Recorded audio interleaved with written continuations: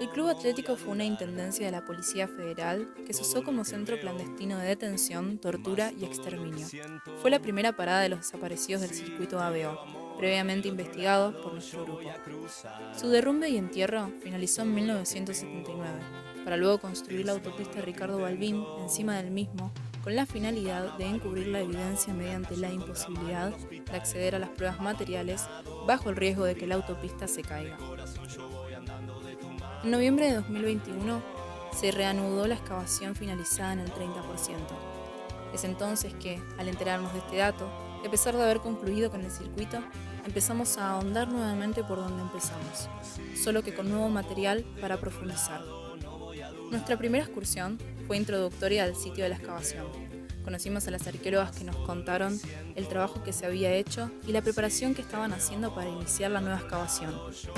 Otro de los sobrevivientes, Daniel, comenta que cuando estuvo secuestrado en el sótano del edificio, en un momento tuvo que ir a la enfermería. La enfermería queda justo sobre Paseo Colón, o quedaba justo sobre Paseo Colón.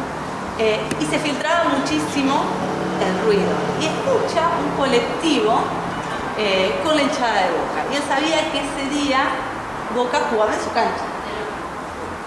Miguel, él conocía un poco la zona, no vivía acá, pero conocía la zona. Entonces toma ese indicio. Y también escucha a los represores decir que qué pena estar tan cerca de la cancha de Boca y no poder ir a ver el partido. Son dos elementos que conservan su memoria.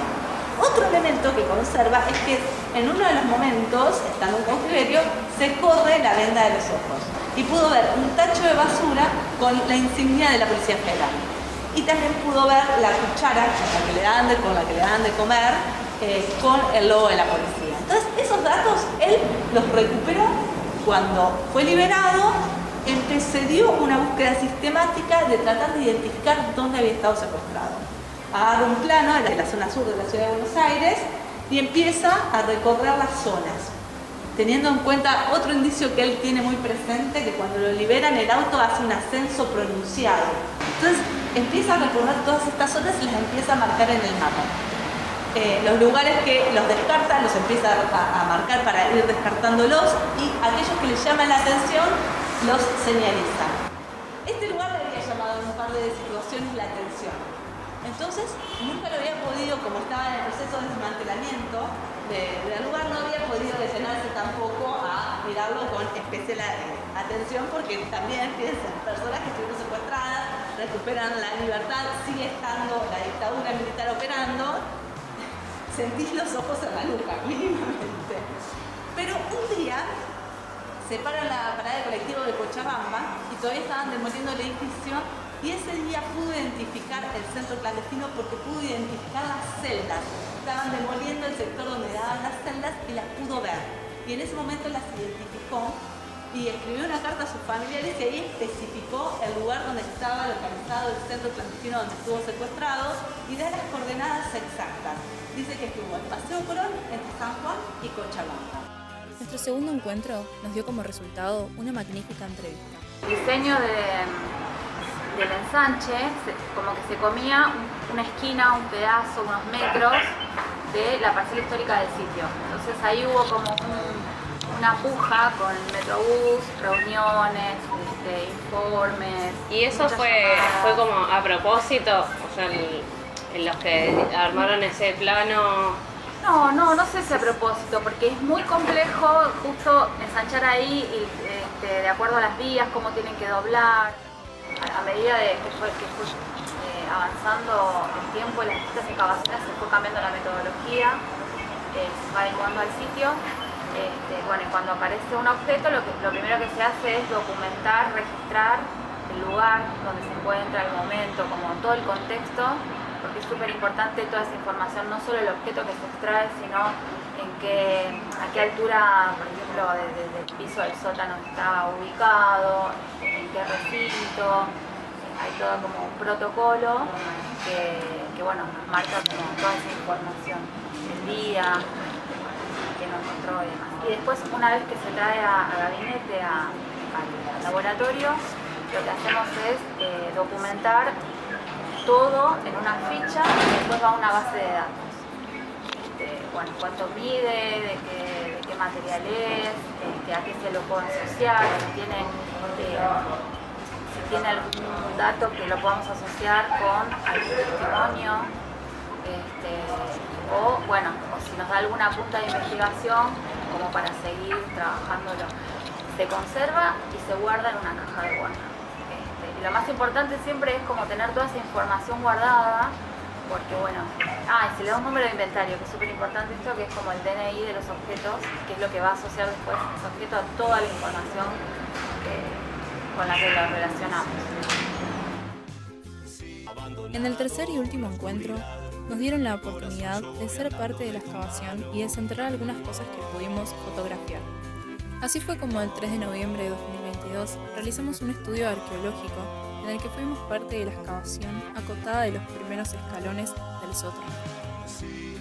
Trabajamos con el asesoramiento del equipo arqueológico del Atlético en una parte lindera de la excavación que perteneció a la empresa SECBA, tratando de encontrar algún objeto de relevancia utilizando los planos, un GPS y una cámara de registro cloacal.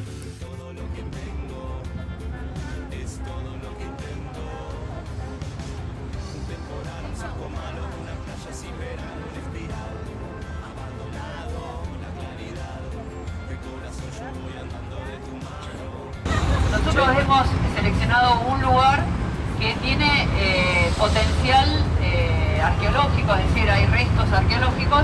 No vamos a excavar dentro de lo que es el sitio histórico, porque estamos haciendo una práctica, ¿sí? Entonces vamos a excavar en un sector de un edificio que estaba pegadito al Atlético, ¿sí? Que era el estacionamiento de SECBA.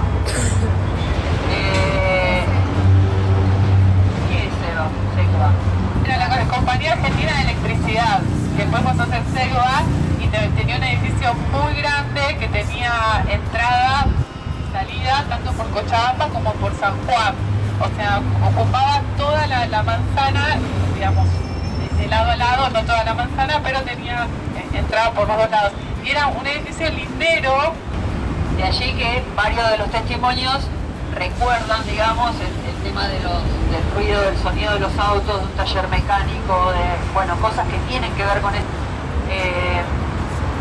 Y también por ahí remarcar esto, que estamos haciendo estas prácticas en este edificio porque toda excavación es destructiva y bueno, digamos, lo que es el trabajo del sitio histórico con valor testimonial, que el valor testimonial tiene que ver con que fue mencionado, digamos, estos sectores que yo les mencionaba antes con valor testimonial, significa que son espacios físicos, arquitectura, que es mencionada en los testimonios alguno o alguna sobreviviente. Entonces son súper relevantes, digamos, tanto por su valor testimonial, su valor histórico y su valor judicial también. Bueno, en este caso nosotros estamos describiendo a partir de la arqueología esos restos materiales, una historia donde ya no solo hay documentos escritos, sino que hay planos, también hay testimonios orales. Entonces, bueno, es una arqueología muy reciente que no solo vamos a poder investigar este pedacito del terreno donde vamos a hacer la práctica, a partir de lo que saquemos y que encontremos en esta porción de terreno, sino que también nos vamos a tener que valer de toda esa documentación que hay sobre este pedacito para completar, porque la tenemos disponible. Y la excavación, digamos, es una partecita de todo ese trabajo arqueológico que empieza con esta investigación previa y continúa también con un trabajo de gabinete posterior que tiene que ver con la investigación de esa materialidad que es encontrada y que tiene también muchos meses y tiempo, digamos, a posteriori. La excavación suele ser, en muchos casos, lo más breve o digamos, una partecita pequeña o parcial del trabajo nuestro. Quería sumar que junto con la planificación de excavación también se tiene que contemplar cuáles van a ser las medidas de preservación que se van a tener sobre esos hallazgos. Se analiza un poco el contexto y se analiza también cuáles son los factores de riesgos a los que puede estar expuesta después ese sitio arqueológico. poder tomar medidas de preservación y poder conservar estos hallazgos a largo plazo. Todavía no se pudo concretar, entonces buscamos un sector que no esté a cielo abierto. Este año el proyecto nos dejó más que nunca un sentimiento de pertenencia al taller y a la causa que tiene detrás, los derechos humanos. Nos llevamos un hermoso recuerdo de todos los encuentros de los cuales participamos, en los que compartimos e intercambiamos ideas, proyectos y actividades con otros chicos. Para finalizar, los nuevos integrantes dijeron algunas palabras. Empecé el taller de Jóvenes y Memoria con la intención de aprender un poco más de la dictadura militar. En el transcurso de este año fui aprendiendo un montón de cosas sobre política y la importancia de no olvidar los hechos para que no vuelvan a suceder. Aprendí muchas cosas que me hicieron reflexionar mucho lo que había escuchado en boca de otras personas. Comencé a sentirme más parte del taller. El taller me dejó muchas enseñanzas, tanto de política como de vida. Conocí al hermoso grupo que son mis compañeros y ellos me fueron guiando junto a los profesores a la par que me enseñaron sobre los hechos sucedidos durante la última dictadura. Esto me hizo reflexionar mucho sobre la ignorancia que hay respecto al tema. Muchas personas lo toman como algo sin importancia o simplemente no saben lo sucedido. Personalmente puedo decir que conocí el frente del club atlético y los viejos monumentos, pero no sabía lo que significaba. Gracias a Jóvenes y Memoria, hoy lo sé.